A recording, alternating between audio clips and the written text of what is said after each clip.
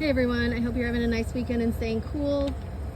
Just want to go through a few things for this coming week. It is going to be really hot and it looks like dry, unfortunately.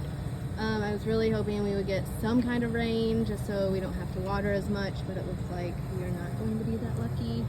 Unless we get a little rain tonight, which would be amazing. Okay, so we need to water on the ends of the beds.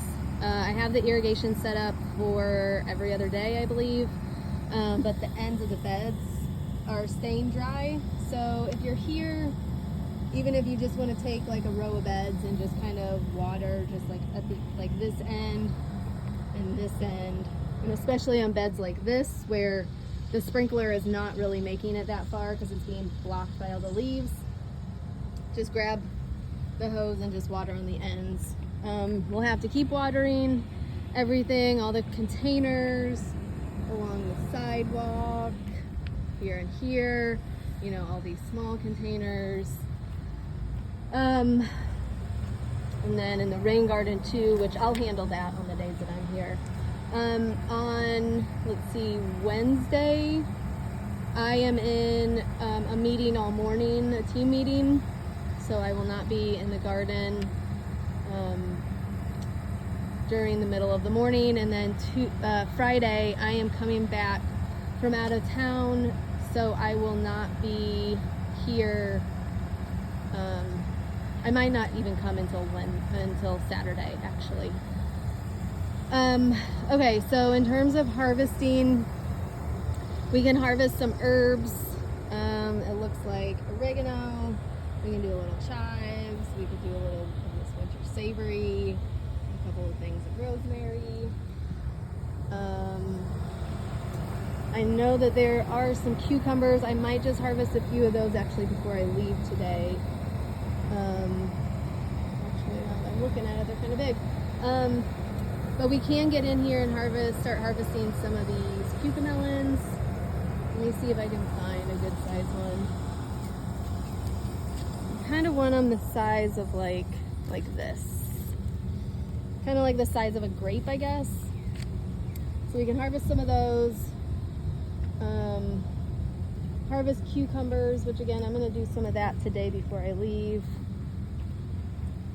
We can harvest peppers. There are a ton of shishito peppers.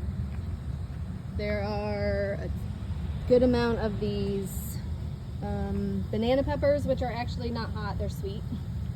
Thanks to Katie for taste testing those last week. We can harvest some of the hot peppers here. There are tomatoes that are just starting to ripen in that front bed out by the sidewalk. If you look closest to the fence, it's kind of down below where they're ripening. Oh, Katie did find some tomato hornworms on the shishito peppers.